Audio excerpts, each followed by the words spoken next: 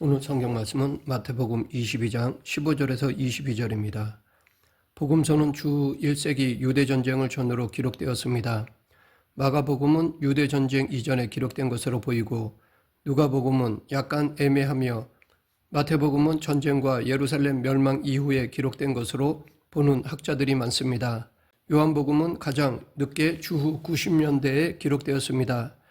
이것들이 교회의 정경으로 채택된 것은 주후 397년 카르타고 종교회의 때였습니다. 원래는 1세기에 살던 저자들과 독자들의 소통을 위해 쓰였던 서신이 복음서였습니다.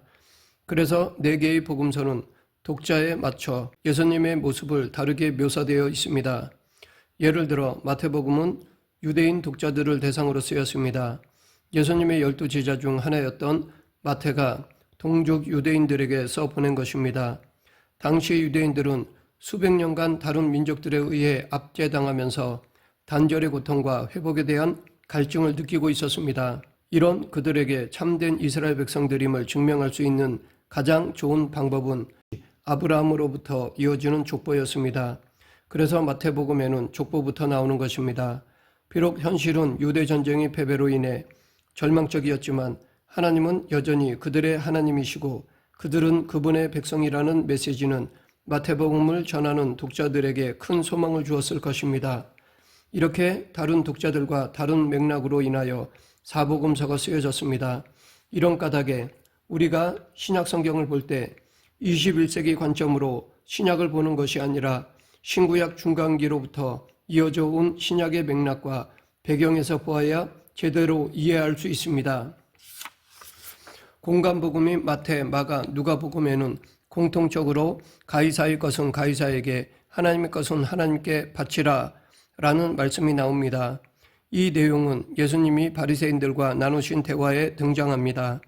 우리의 시선을 그 시대로 옮겨놓지 못한다면 이 구절은 마치 세금도 잘 바치고 교회의 헌금도 잘 바치라는 의미라고 잘못 이해할 수 있습니다.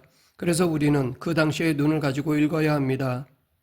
신구약 중간사를 이중 카테고리로 바라보면 마카비 전쟁부터 유대 전쟁까지를 한 흐름으로 파악할 수 있습니다.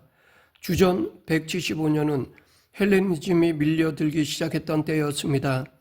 하시딤, 즉 유대 경건주의자들이 등장했고 마카비 전쟁이 일어났고 대제사장의 공백기가 발생했고 또 세 개의 유대 종파도 이 시기에 형성되었습니다. 그렇다면 마카비 전쟁이 시작된 주전 167년부터 대제사장직이 공석이 되던 주전 159년 사이에 하시딤이 어떻게 분열이 되었는지부터 살펴보겠습니다. 주전 167년 마카비 혁명이 일어나서 무력 충돌이 발생했을 때 일부 하시딤 사람들이 이 혁명에 동참하였습니다. 그렇기 때문에 하시딤에도 여러 그룹들이 있었고 바리새파는 율법에 대해 견해를 달리하던 하시딤의 한 그룹으로 볼 수 있습니다. 바리새라는 명칭은 히브리어 파루심이라는 말에서 유래하였습니다. 부정으로부터의 분리를 뜻하고 분리의 목적은 정결이었습니다. 제사를 통한 정결이 제사장의 역할이라면 일상에서의 정결은 일반 백성들을 향해 바리새인들이 추구한 목표였습니다. 이렇게 바리새파 운동은 하시딤의 종교적 부흥을 대중에게로 확산시켰습니다.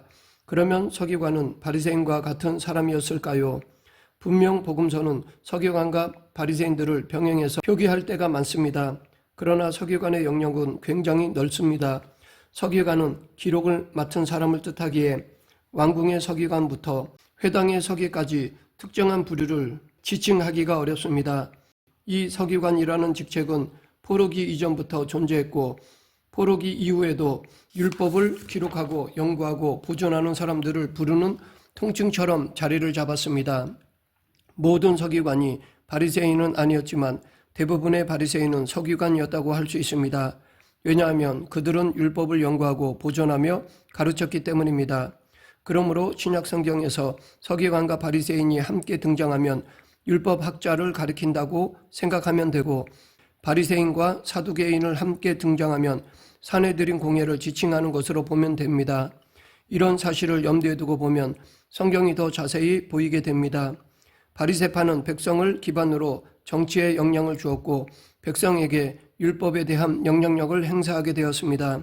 하스몬 왕조가 정치적으로 독립한 주전 142년 이후 요한 히르카누스가 사두개파를 들었으면서 바리새파는 권력에서 밀려났지만 그래도 대중들에게 미치는 영향력은 확실했습니다. 요한 히르카누스 때 사두개파가 바리새파를 밀어내고 주요 정치 권력을 장악했습니다. 바리새파가 밀려난 것은 사독 계열이 아닌 하스몬 가문이 대제사장직을 차지하는 것에 대해 반대했기 때문입니다. 요한 히르카누스는 바리새인들을 추방하는 정도로 그쳤던 반면 알렉산더 얀네우스는 이 문제로 6천 명의 유대인들을 살해하였습니다. 그뿐 아니라 예루살렘 주민이 보는 앞에서 800명의 바리새인들을 잔인하게 십자가에 처형하기도 했습니다. 이런 일들을 거치면서 바리새인과 사두개인은 돌아설 수 없는 강을 건너게 되었습니다. 그러나 이후 왕위에 오른 알렉산드라 여왕은 바리새파를 등용했고 사두개파를 배척했습니다. 권력의 운명이 뒤바뀌게 된 것입니다. 그러나 주전 63년 로마의 폼페이우스에 의해 예루살렘이 함락되면서 유대 사회의 권력은 귀족들에게 넘어갔고 다시 사두개파가 권력을 되찾게 되었습니다. 로마의 티투스 장군은 주후 70년에 유대 전쟁을 진압하였습니다. 그는 반란 지도자들을 로마로 잡아가서 개선식을 거행하였습니다. 로마에 가면 빼놓을 수 없는 명소인 콜로세움 옆에 이 티투스 개선문이 있는데 그 내부에는 유대 전쟁의 장면이 생생하게 새겨져 있습니다. 유대 전쟁이 유대인들의 역사에 남긴 흔적은 너무나 뚜렷했습니다. 유대 반란이 시작된 주후 66년에 사두개인들은 유대 사회에서 탈출하여 사라졌습니다. 광야의 에세네파는 마사다 요새에서 항전하다가 결국 로마 군대의 공격을 견디지 못하고 주후 74년 집단 자결로 역사에서 사라졌습니다. 동족인 유대인들을 총알바지처럼 앞세웠기 때문에 차마 동족을 공격하지 못하고 모두가 스스로 목숨을 끊었던 것입니다. 그렇다면 바리새파는 어떻게 됐을까요? 주후 90년 랍비 요하난 벤 자이카는 얌니아로 가서 바리새인들을 모아 종교회의를 개최했는데 그것이 그 유명한 얌니아 회의입니다. 이 바리새인들을 중심으로 소멸하기 직전의 유대교가 명맥을 이어나가게 되었습니다. 이들은 구약의 정경을 확립하고 유대교를 랍비 유대교로 재편성하였습니다. 기존 유대교는 성경과 율법을 중심으로 존속되었는데 성전이 파괴되었으므로 다른 형태로 변화를 모색해야 했기 때문입니다. 랍비 유대교는 파괴된 성전 대신 회당과 율법을 중심축으로 삼았습니다. 요하난 벤 자이카를 계승한 가말리엘 2세는 사도 바울의 스승이었던 가말리엘의 손자였는데 그가 카디시 기도문을 확립하였습니다. 18개의 항목으로 이루어진 이 기도문은 유대인들이 2000년간 회당에서 사용하는 표준 기도문이 되었습니다. 제2차 세계대전 때 아우슈비츠 수용소에서도 유대인들이 이 기도문을 암송했을 만큼 오랜 시간 유대인들의 삶을 이루는 아주 중요한 기도문이었습니다. 12번째 기도문에는 이단에 관한 언급이 있는데 이들이 바로 나사렛 종파로 알려진 그리스도인들을 지칭합니다.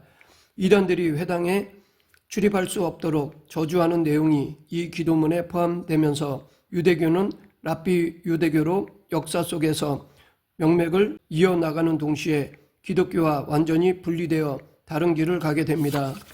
사두개파와 달리 바리새인들은 율법과 함께 전통도 중요하게 여겼습니다. 전통이란 쉽게 말해서 율법의 해석입니다. 예를 들어 율법에서는 안식일을 기억하여 거룩하게 지키라 라고 말하는데 이 계명을 구체적으로 지키기 위해서 율법에 대한 해설이 중간기 시대부터 나오기 시작했고 예수님도 이것을 장로의 유전 또는 전통이라고 하셨습니다. 이 전통이 주후 210년경에 문서화되었고 이것을 미시나라고 부릅니다. 에세네파가 운명, 즉 섭리를 철저히 믿고 사두개파가 자유의지를 철저히 믿었던 것과 달리 바리새파는 운명과 자유의지를 균형적으로 대하였습니다. 즉 에세네파와 사두개파의 중간 지점 어딘가에 있다고 할 수 있습니다. 그래서 그들은 하나님의 섭리를 의지하는 동시에 스스로 선한 삶을 살고자 하였습니다. 또한 바리새파는 죽음 뒤에도 다른 시간이 있다고 생각했습니다. 그들은 영혼에 불멸의 힘이 있어서 몸이 흙 속에 파묻혀도 이 세상에서 선하게 살았는지 악하게 살았는지에 따라 상벌을 받게 되는데, 선하게 산 사람은 소생하여 다시 살 수 있는 능력을 받게 되고 악하게 산 사람은 영원한 감옥에 갇히게 된다고 믿었습니다. 선한 영혼들이 다른 육체로 다시 태어난다는 주장은 헬레니즘을 거치면서 바리새인들 속에 형성된 전통이 되었습니다. 이런 민간신앙은 사실 페르시아 종교의 윤회사상에 영향을 받은 흔적이라 할 수 있습니다. 그래서 당시 유대인들은 죽었다가 다시 태어난다면 3일 이내여야 한다고 생각했습니다. 바로 그러한 사상이 나사로 사건에서 나타납니다. 나사로가 병들었을 때 예수님은 즉시 가신 것이 아니라 이틀을 더 머무신 후에 가셨습니다. 그러니까 일부러 나사로가 죽은 지 4일째 되는 날 나타나셨습니다. 그러나 마르다는 나사로가 살아난다면 3일 이내여야 한다고 생각했습니다. 그래서 예수님이 일부러 4일째에 나타나셨을 때 굉장히 실망하고 슬퍼하며 원망의 마음을 비추었던 것입니다.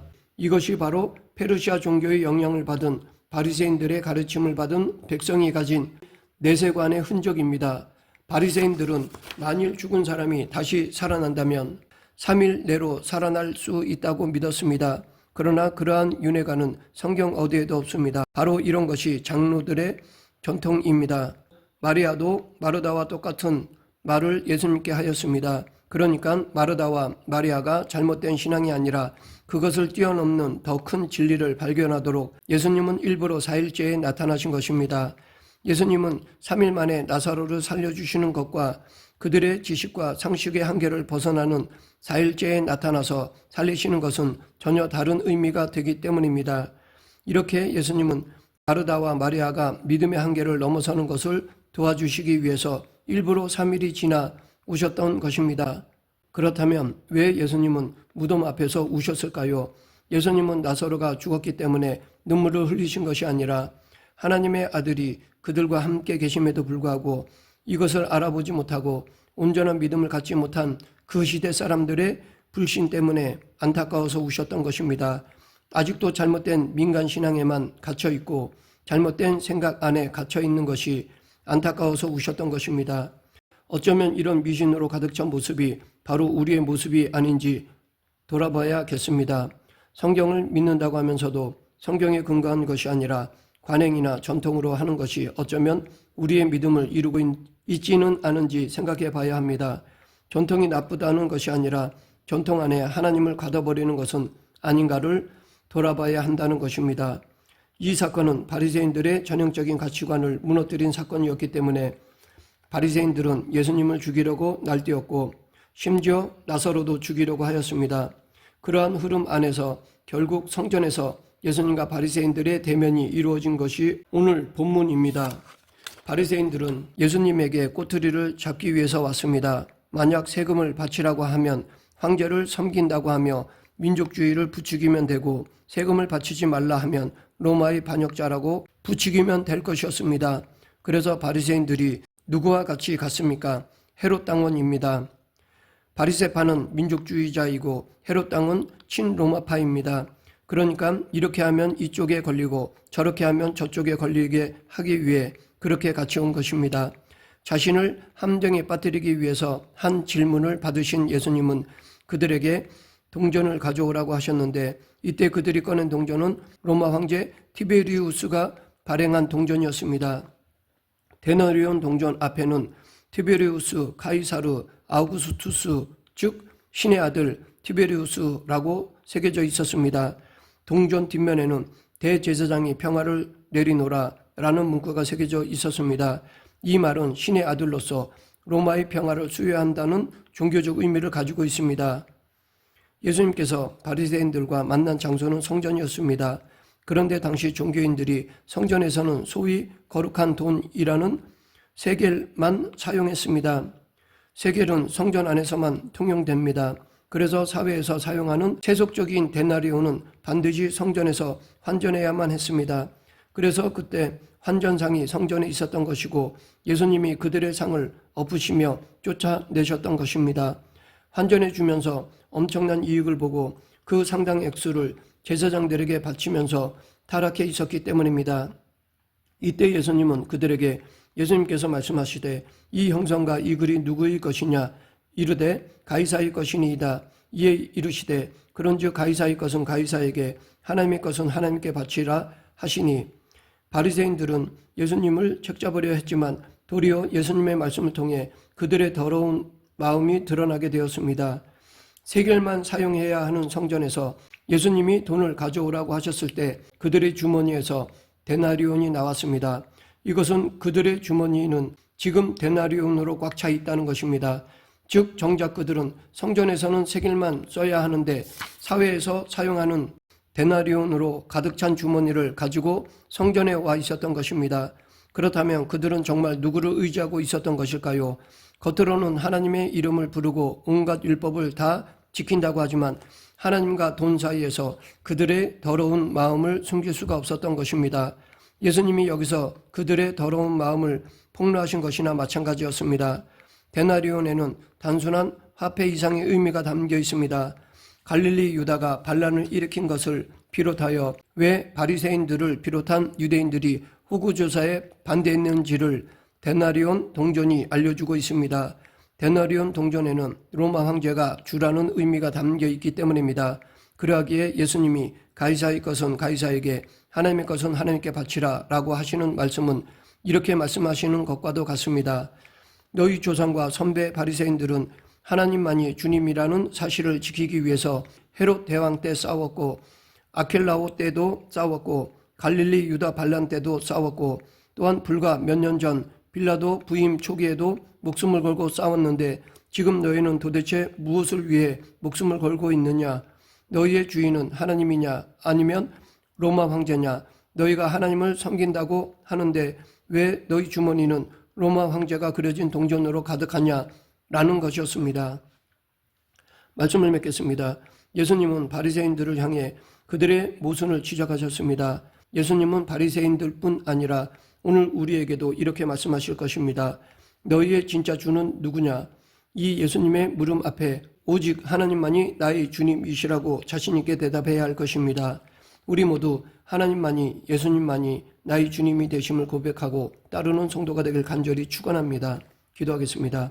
사랑과 은혜가 풍성하시어 하느님 아버지, 예수님만이 나의 주님으로 모시고 살아가는 성도가 되게 하여 주시옵소서. 예수님 이름으로 기도드립니다. 아멘.